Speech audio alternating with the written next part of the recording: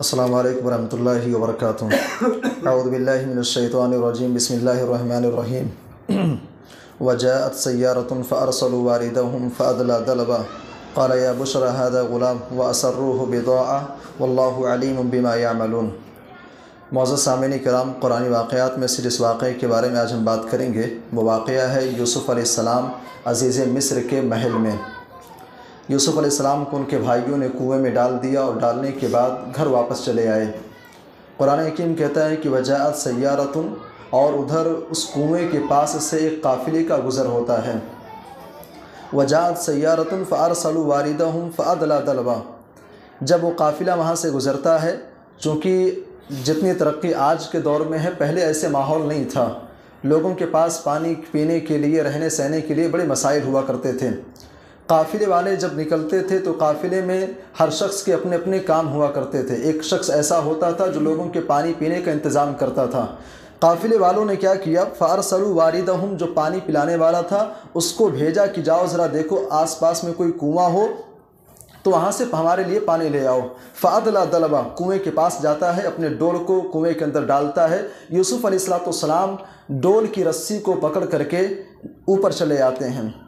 وہ آدمی جب دیکھتا ہے کہ میں پانی کے لیے ڈول ڈالا تھا لیکن نیچے سے بچہ نکل کر کے آ گیا، قال یا بشرى هذا غلام، خوشی کے مارے چیخ اٹھا کہ بشارت ہو، خوشخبری ہوئی تو بچہ ہے۔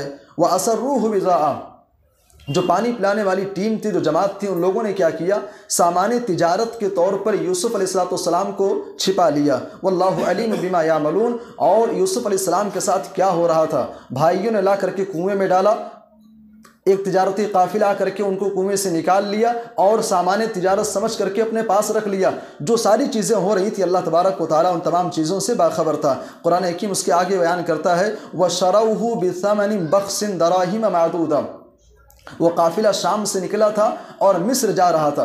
مصر کے بازار میں پہنچتے ہیں اور پہنچنے کے بعد یوسف علیہ السلام کو معمولی قیمت پر، قرآن حکیم کہتا ہے بِثَمَنٍ بَخْسٍ، معمولی قیمت پر یوسف علیہ السلام کو انہوں نے بیچ دیا۔ اور بیچنے کے بعد وَكَانُوا فِيهِ مِنَ الزَّاهِدِينَ وَقَالَ الَّذِي اشْتَرَاهُ مِن مِّصْرَ لِامْرَأَتِهِ، یوسف علیہ السلام کو خریدنے والا عزیز مصر تھا۔ یوسف علیہ السلام کو اپنے گھر لے کر کے جاتا ہے اور اپنی بیوی سے کہتا ہے اکرمی مثواہ، اس بچے کی عزت کرنا، اس بچے کا ادب و احترام کرو، اس کا بہترین انتظام کرو، عسیٰ ان ینفعنا، ہو سکتا ہے کہ بڑے ہونے کے بعد یہ بچہ ہمیں فائدہ پہنچائے، او نتخذہ ولدا، یا اس کو ہم اپنا بیٹا ہی بنا لیں۔ وَكَذَلِكَ مَكَّنَّا لِيُوسُفَ فِي الْأَرْضِ، قرآن حکیم کہتا ہے کہ اسی طریقے سے یوسف علیہ السلام اپنے علاقے سے نکل کر کے مصر کے اندر ان کے قدم کو ہم نے جما دیا۔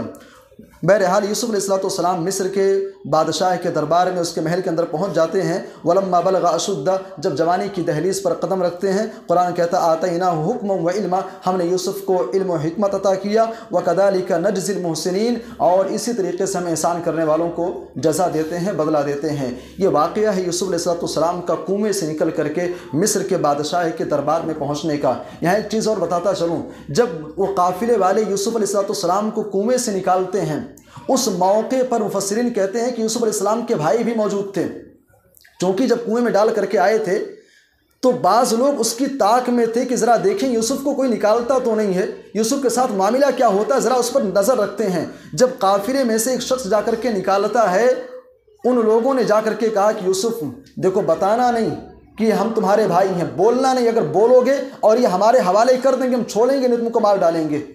یوسف علیہ السلام کے سامنے جب ان لوگوں نے پوچھا کہ بھائی یہ کون بچہ ہے، اس علاقے کا جانتے ہو؟ بھائیوں نے کہا کہ ہمارا غلام ہے، بھاگ گیا تھا اور سزا کے طور پہ ہم نے اس کو یہاں پہ ڈال دیا تھا، یہ ہمارا غلام تھا۔